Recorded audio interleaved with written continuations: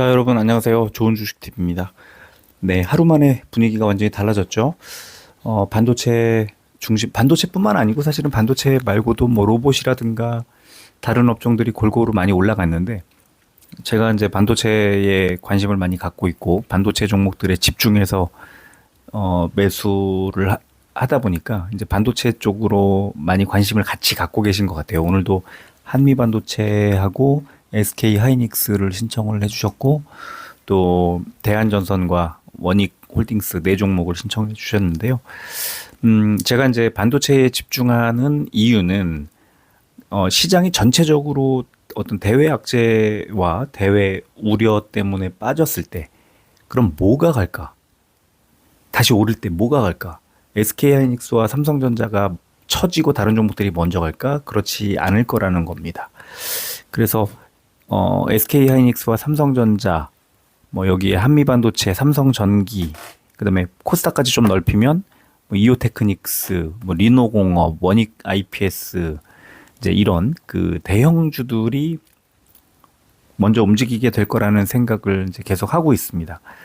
특히 이제 코스피 빅3가 오늘은 삼성전자가 좀 이제 외국인 매도도 나오고 이래서 못 갔습니다. 그래서 이제 ETF들도 생각보다는 많이 못 갔는데 오히려 삼성전자 레버리지는 하락을 하고 이제 그랬는데 이게 결국은 이런 흐름이 이어지진 않아요. 이게 당장 아마 내일만 하더라도 삼성전자가 올라갈 거예요. 이게 이렇게 되면 이제 미국 증시에서 워낙에 그 반도체들이 최근에 급락을 했었죠. 그러니까 반도체가 급락한 계기를 잘 생각해 보면 브로드컴의 실적 발표 이후였는데 사실 브로드컴의 실적은 사상 최대 또 가이던스도 사상 최대였는데 시장이 괜히 과평가를 했다가 평가에 그 이렇게 과대평가를 했다가 여기에 못 미치네 하면서 뺀 건데 그거는 이유가 안 돼요. 뭐냐면요. 그냥 원래 팔려고 했던 거예요. 그 이유를 갖다 붙인 거죠. 그냥 그게 나빴다기보다 재료가 지나갔다는 브로드컴까지 해서 이제 오라클은 완전히 뭐 어제 많이 빠졌습니다만 이 실적 발표라는 그냥 그 재료가 지나간 거지 실적이 안 좋다는 건 아니에요. 그러니까 시장이 왜 빠졌는지를 잘 생각해 보면 사실은 그 스페이스X의 상장과 그 다음에 증시의 고점 논란, 그 다음에 하필이면 CPI 발표와 FOMC의 어떤 캐비넛이라고 하는 전혀 베일에 가려진 이 인물이 등장하는 이 타이밍에 그냥 뺀 거예요. 그냥 현금을 보유하고 있었던 거예요. 뭐 실적의 우려 이런 것들 전혀 아닙니다. 그거 전혀 아니고요. 오히려 실적은요. 지금 뭐 계속해서 아마 내년까지 계속 좋아질 거예요. 그 전년 동기 대비해서는 뭐 이제 올해 워낙에 좋았기 때문에 아주 큰 폭으로 오르지는 않겠죠. 제가 분기 실적 기대주 해드릴 때마다 전년 동기 대비 50% 이상, 영업이익이 50% 이상 올라갈 종목들을 추리잖아요. 그게 정답이라는 게 아니라 그 정도로 해서 보자. 좀 타이트하게. 그러면은 실적이 그 정도 올라가는데 주가가 올라가겠지. 이제 여기에요. 확률을 높여주자는 뜻입니다. 그게 정답은 아니에요. 왜냐하면 그 전년에 실적이 원체 안 좋아가지고 뭐 실적이 500% 이렇게 나올 수도 있잖아요. 이제 그런 것들을 다 두루두루 봐야 됩니다. 그 실적 기대주 리스트를 제가 그냥 올려드리긴 하지만 그리고 확률도 상당히 높고 성공률도 높았지만 두루두루 잘 봐야 됩니다. 그 숫자 자체에 너무 매몰될 필요가 전혀 없다는 거예요. 자, 그런데 이제 지금 이 시점으로 돌아와서 SK하이닉스가 247만 원까지 갔었고 삼성전자가 이제 30만 원대 중반을 넘나들다가 29만 원까지 떨어지고 SK하이닉스가 6월 8일 날 185만 원까지 밀리고 오늘도 저점이 191만 원이었어요. 그러면 247만 원일 때도 살만했다고 평가를 하고 목표 주가를 400만 원까지 제시를 하고 지금 이런 상황인데 185만 원, 191만 원 이런 자리에서는 살만하죠. 훨씬 더 살만하죠. 지난번 전고점까지만 가더라도 185만 원에서 전고점까지만 가더라도 30%가 넘는 수익을 내는 거잖아요. 30%. 얼마나 대단한 정도냐면 투자금이 한 3억 원대 정도면은 1억 원을 손에 쥐는 겁니다. 이게 굉장히 빠른 속도로 나올 수도 있고 또 247을 넘어뛰어서 신고가를 낼 수도 있기 때문에 뭐 투자금이 한 5억 원 정도 된다. 그러면 30%, 40% 정도 수익을 낸다 그러면 이 대형주, 대장주를 가지고도 한 1, 2억 원의 수익을 뭐 투자금이 한 1억 원이라고 쳐도 한 3, 4천만 원의 수익을 거의 뭐 공짜로 얻는 느낌으로 수익을 낼 수 있다. 거기에 SK 하이닉스가 아니라 두 배로 뛰는 손실이 날 때 두 배로 손실이 나지만 수익이 날 때는 두 배로 수익을 내주는 레버리지가 있잖아요. 그러면 이제 SK 하이닉스가 30% 수익을 내면 레버리지는 60% 수익을 내주는 거고 40%를 내주면 80%를 내주는 겁니다. 그러면 아까 뭐 3억 원, 5억 원 말씀드렸지만 그냥 한 1억 원 가지고 1억 원을 먹는 그런 게임을 할 수도 있다는 겁니다. 그리고 지금 제가 그 하락할 때는 또 처음에 상장했을 때는 레버리지를 거들떠보지도 마라라고 했지만 증시가 이렇게 폭락했을 때 만약에 247만 원에서 레버리지를 가지고 있었다면 지금 그대로 갖고 있었다면 어떻게 됐을까요? 185만 원까지 60만 원이 빠졌는데 그죠? 거의 한 30% 가까이 하락했는데 그러면 마이너스 60%인 상황이라는 겁니다. 그죠? 그러니까 제가 레버리지는 물어보시는 분들 많을 때 상장 전날에도 그랬고 제가 거듭 말씀드렸잖아요. 현금이 많아야 되고 시간이 많아야 되고 그 다음에 차트를 보는 실력이 있어야 된다. 그 세 가지 중에 어느 한 가지도 갖추지 못한 분, 돈이 없거나 시간이 없거나 차트를 잘 딱 들여다보자마자 0.5초 만에 판단을 할 수 있는 분들이 아니라면 레버리지를 건들지 마라라고 말씀을 드렸는데 185만 원, 191만 원 이런 자리에서는 레버리지만큼 삼성전자는 아니고 지금은 SK 하이닉스의 레버리지를 저는 뭐 제가 계속 주목하고 있는 이유가 그거고 아주 정확한 지점에서 제가 제일 잘하는 거예요. 그게 저랑 가장 오래되신 회원님들 또 뭐 그렇지 않더라도 작년부터 저 만나신 분들도 아마 뭐 최근에 계속 그런 말씀을 해주시긴 하지만 그 저점에서 매수하고 뭐 고점에서 매도하는 거는 뭐 조금 오차가 있을 수는 있다고 보지만 저점에서 매수하는 것만큼은 제가 제일 잘하는 것일 거예요 아마. 그러면 젠슨 황이 보여준 그 선물 보따리 그거를 어떻게 그 뉴스를 보고 어떻게 해석을 하느냐 제가 해석해 드렸잖아요. 어마어마한 뉴스라고. SK 하이닉스가 삼성전자 제치고 시총 1위로 올라갈 수도 있는 정도의 뉴스다. 최대 1,000만 원 정도까지도 갈 수 있을 뉴스다. 제가 그 언급을 했잖아요.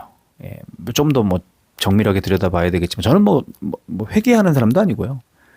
정밀하게 이제 뭐 들여다본다고 제 나름대로는 들여다보겠지만 제가 생각할 때 최대치는 500만 원 정도라고 생각합니다. 주가가 물론 그때 가서 다시 또 실적이라든가 이런 것들을 보고 더 이제 들여다봐야 되겠지만 또 여기에다가 증권사들이 대신 또 계산해 주잖아요. 그런 등등을 다 고려해 보면 지금 400만 원까지 목표 주가가 나왔고 최근에 주춤주춤합니다. 주가가 밀리고 있기 때문에 증권사 리포트는 후행성이에요. 시장에서 움직이는 거 보고 조정을 해서 올리고 내리고 하는 겁니다. 그 목표 주가라는 것에 그 움직이는 비율을 신경 쓸 필요는 없고요. 그냥 움직이는 방향을 보는 거예요. 근데 어쨌든 지금 SK 하이닉스는 400만 원, KB증권에서 400만 원, SK증권인가에서 380만 원. 뭐 대부분 320만 원에서 한 400만 원 정도까지의 목표 주가가 형성돼 있는데 자, 185만 원, 191만 원에서 이 튀어오르는 속도 되게 빠르잖아요. 지금 보자마자 그 레버리지 기준으로 34%씩 올라가는데 오늘도 좀 시간에서 3%대 올라갔고 자, 내일 미국 증시가 버텨주면 버틴다기보다 뭐 긍정적일 것으로 보입니다. 지금도 1.15% 지금 선물이 오르고 있는데요.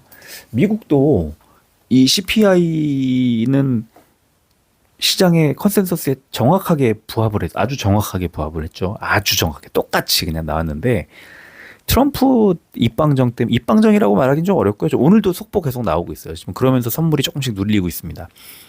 그 이란을 공격하는 게 되게 어렵다는 거와 전쟁을 종식시키는 것이 어렵다는 거 지금 점점 트럼프가 쫄리는 거예요. 왜냐하면 트럼프는 시간이 정해져 있는 사람이에요. 11월 중간선거라는. 지금 이대로면은 참패 정도가 아니라 완전 뭐 역대급으로 질 거예요. 트럼프는 민주당에 누가 나오든. 전쟁은 대통령 일 때나 할 수 있는 거고 또 의회 무시하고 막 하는 것도 지금 마지막일 거고 아마 이렇게 되면 잘못하면은 수사를 받을 수도 있어요. 이 트럼프가 지금 저지른 여러 가지 일들이 전쟁 관련된 이슈만 놓고만 보더라도 자 중요한 건 11월이 얼마 안 남았다는 거고요. 그렇다면 공화당도 트럼프를 내세워서 이 당 지지율이 떨어지고 이렇게 가는 거를 그냥 보기만 하지는 못할 거고 전쟁을 어떻게든지 빨리 끝내고 빨리 선거 체제로 가야 될 거라고 이제 생각할 겁니다. 시간은 트럼프의 편이 아니에요. 이제 그걸 다 투자자들 다 알고 있어요. 전쟁 이슈는 더 이상 전쟁 그 자체가 짓누르는 이슈가 아니게 되는 거고요.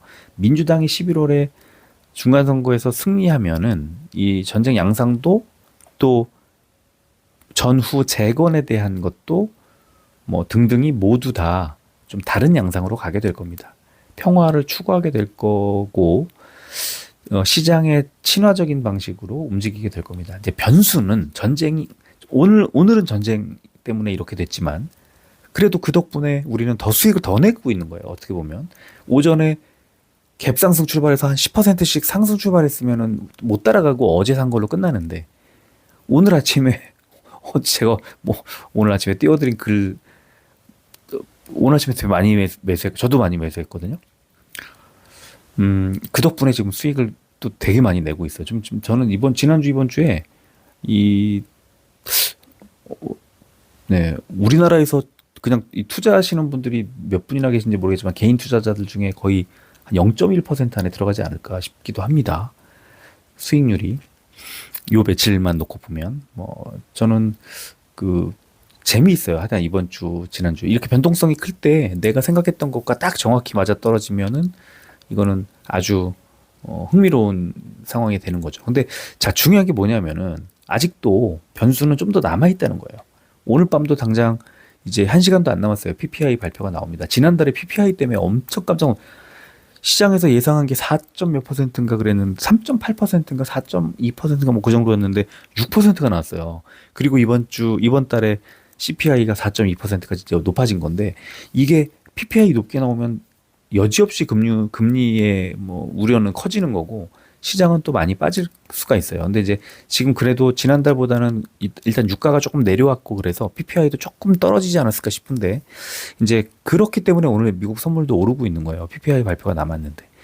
중요한 건 이제 PPI하고 내만 연날까지 다 지나갔으니까 PPI하고 다음 주 FOMC가 이제 남아 있습니다. FOMC에서는 금리 이슈를 케빈 워시가 분명히 건드릴 거예요. 그거를 제가 언제 한번 말씀드린 적이 있는데 금리 인상의 이 스텝이 어떻게 움직이냐면요. 실제로 금리는 12월에도 금리를 올리지 않을 수도 있어요. 왜냐하면요.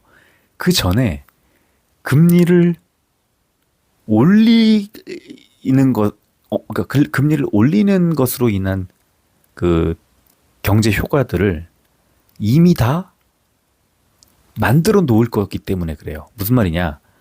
금리가 올라가면 시장이 가라앉죠. 돈이 쫙 빠지니까.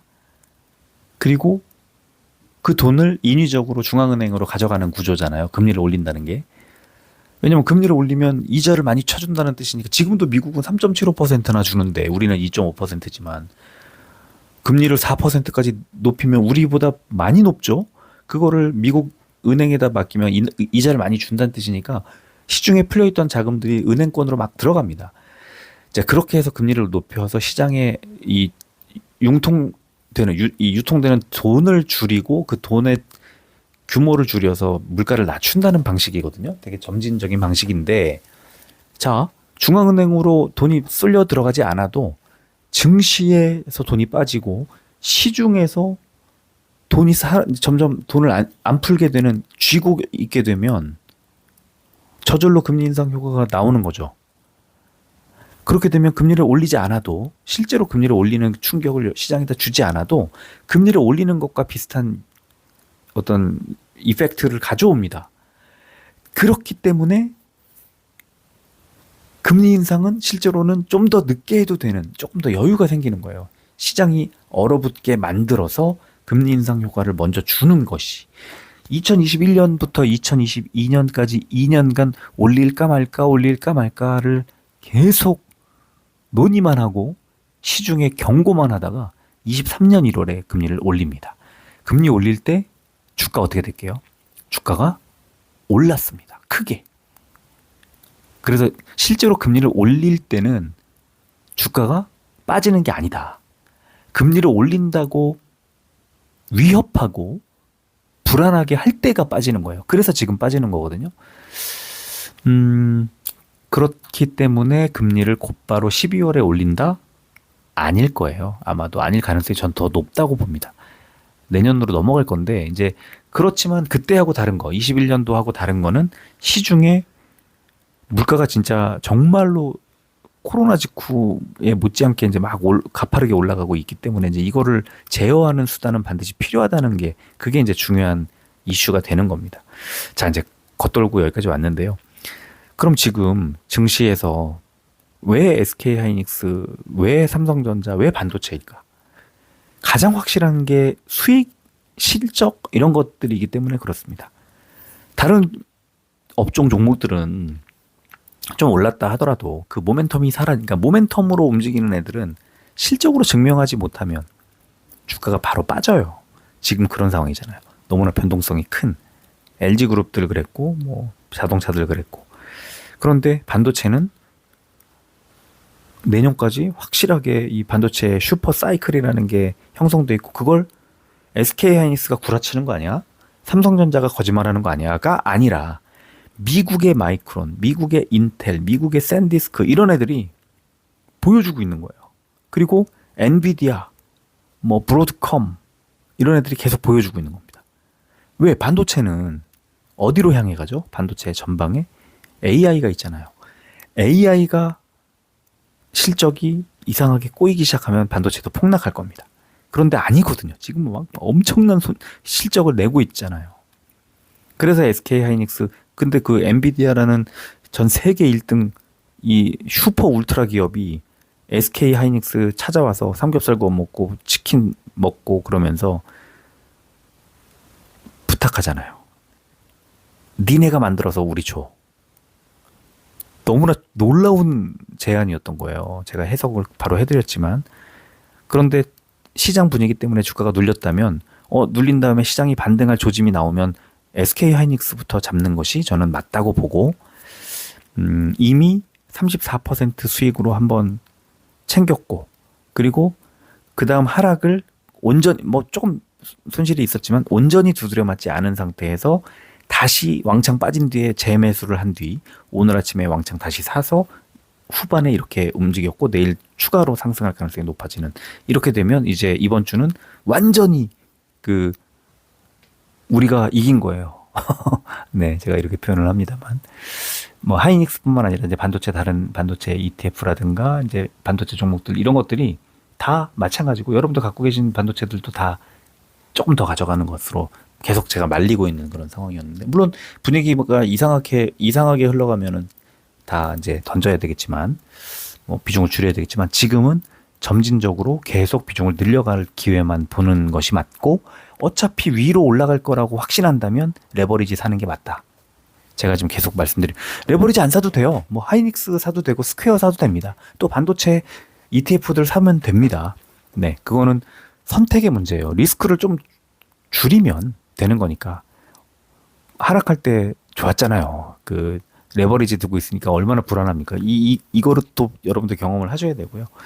그래서 어쨌든 지금 반도체가 확실한 선택지인데 시장이 바뀌면 또 주도주가 나올 거고 저는 그 주도주 주도업종들이 눈에 보이면 그들도 매수할 겁니다. 지금은 SK하이닉스가 일단은 1등 종목이라고 생각하기 때문에 여기에 집중을 하고 반도체에 집중하고 하는 거지만 또 달라지면 시장에서 그 다른 또 종목들이 눈에 띄면 그때는 또 다른 종목으로 넓혀갈 거예요. 그거는 뭐 제가 약속을 드리겠습니다. 자, 뭐 오늘 너무 여러 가지 말씀들을 드리느라고 20분이 넘었는데요. 빨리 아주 간단하게 해도 됩니다. 이 종목이 중요한 상황이 아니다 보니까. 자, 네 종목 한미반도체, 대한전선, SK하이닉스, 그다음 마지막 종목이 뭐죠? 원익홀딩스. 예, 이렇게 네 종목을 기술적인 부분 위주로 해서 살펴보도록 하겠습니다. 자, 한미반도체입니다. 외국인이 왕창 샀어요. 금융투자가 왕창 샀어요. 시장에서 가장 중요한 두 주체가 샀죠? 연기금 샀어요, 안 샀어요? 샀죠? 끝난 거죠, 게임이. 10% 넘게 올랐고, 한미반도체 29만 7,500원, 10.19% 올랐죠. 자, 일봉을 보면요. 아래 위에 선을 그었는데, 아래쪽에 오늘 121선이 25만 1,400원 정도 되는 자리인데, 이제 1,500원이죠. 오늘 저가가 25만 1,500원. 정확하게 121선까지 밀린 뒤에 반등을 해서 이렇게까지 올린 거고요. 자, 바로 위에 21선, 61선이 지나는 자리가 30만 8천원입니다. 지금 29만 7,500원. 오늘 고점이 29만 9천원. 30만 8천원 코앞이죠. 여기까지 가면 조금 눌릴 수 있고요. 그런데 여기를 돌파하잖아요. 30만 8천원을. 그러면 그 다음에 35만원, 34만원대 초반까지 추가 상승 충분히 나올 수 있다는 거 기억하시면 좋을 것 같습니다. 자, 두 번째 종목은 대한전선. 오늘 아까 유안타증권에서 나온 리포트 제가 올려드렸었는데 그 전력기기 업종 리포트가 다 나왔기 때문에 이걸 이제 아예 통으로 올려드렸고요. 그 안에 대한전선 리포트도 나와 있어서 잠깐 소개를 해드리겠습니다. 초고압 수준은 확대, 단기 변수는 주가의 반영, 이런 제목이 달려 있고 대한전선에 대해서 투자 의견 바이, 목표 주가는 6만 원을 유지한다. 이 회사는 초고압 해저 케이블 중심으로 수주 믹스가 개선되며 수익성을 레벨업 구간에 진입하고 있다. 최근 주가 조정으로 현재 주가가 2028년 포워드 PBR 3배 수준까지 낮아졌고 해저 케이블 기술 유출 수사, 주요 주주 지분 블록딜 등 단기 변수는 존재하지만 글로벌 초고압 전력망 수주 확대와 캐파 증설 효과를 감안하면 중장기 성장 방향성은 유효하다고 판단한다. 좀 뭐 어렵게 쓰여 있습니다만 또 오늘 국내에서 이 동해안에서 서울까지 가는 그 케이블망 그 입찰에서 아까 LS 일렉트릭인가 하고 LS 전선하고 대한전선하고 산일전기 이 세 군데가 수주했다는 소식도 뉴스에서 나왔던데 그런 것들이 뭐 여전히 뭐 좋은 것 같아요. 근데 저는 여전히 이 대한전선이니 하는 이 전력주들보다는 반도체가 일단은 1등주라고 일단 생각을 합니다. 다만 주가가 많이 밀려 있는 상황에서는 충분히 살만하다고 보고요. 자, 오늘 이제 수급을 보면 외국인의 매도가 세게 나왔고 금융투자가 조금 샀습니다. 기관 중에서는 투신이 많이 샀어요. 펀드가 많이 들어온 거고 주가가 오늘 1.34% 밀렸는데 자, 일봉 보면 아주 중요한 자리에 와 있습니다. 121선인데요. 오늘 121선이 35,350원.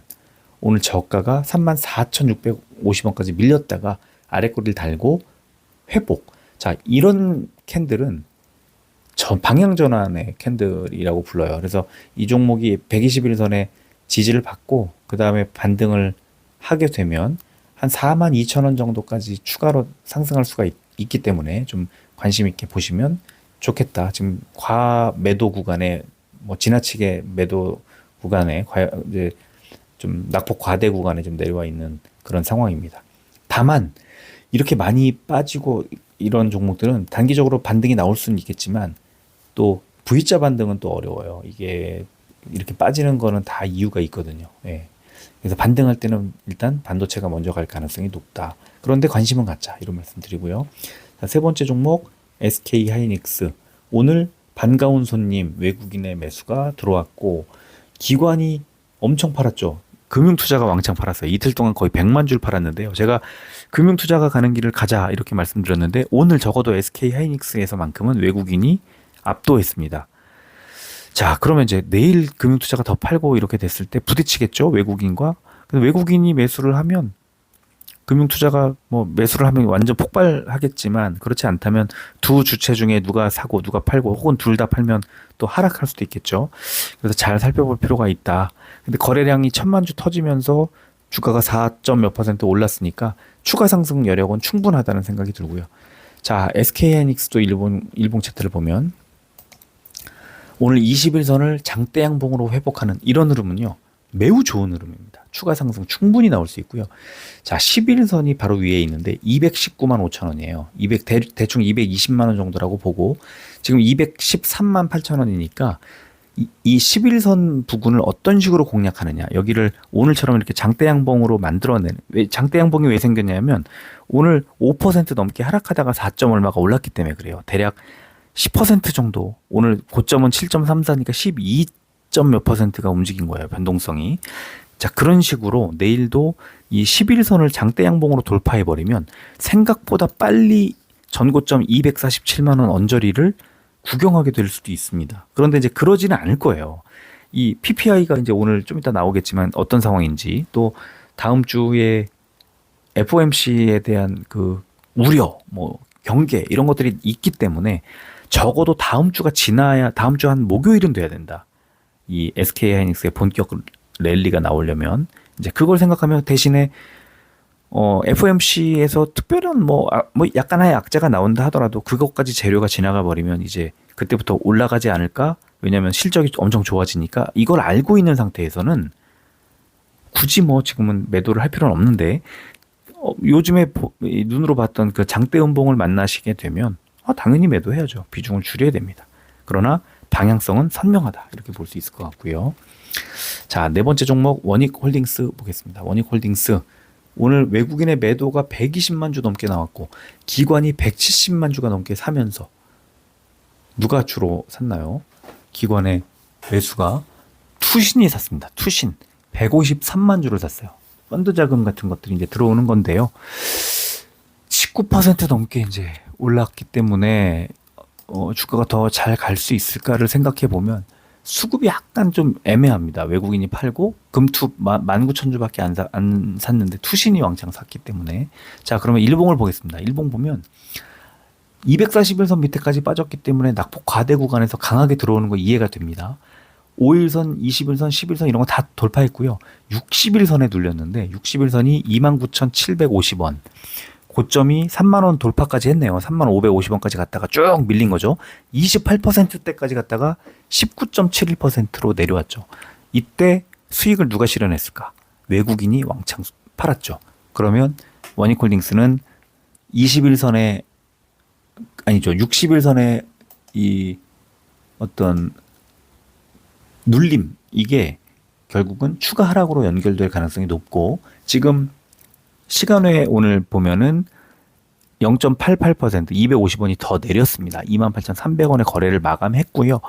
중요한 거 하락을 하더라도 21선 정도에서 지지를 받아줘야 됩니다. 27,100원 한 27,000원 정도에서 바닥을 잡아주느냐 아니면 좀 더 빠지느냐에 따라서 다시 이제 한 25,000원 아래로 흘러내릴 수도 있어서 이거는 주의해야 된다.